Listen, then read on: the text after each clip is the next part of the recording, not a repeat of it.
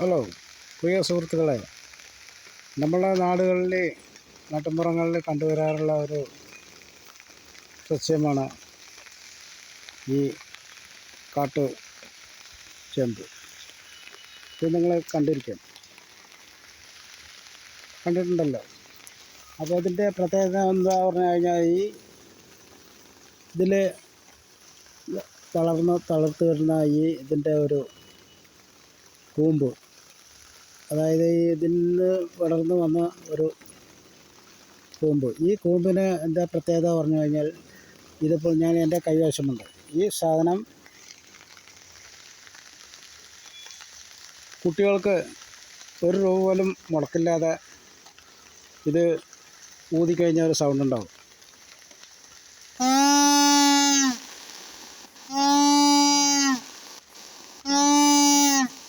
10 പൈസ മുടക്കില്ല, സുഖമായി ഊതിക്കളിക്കാം.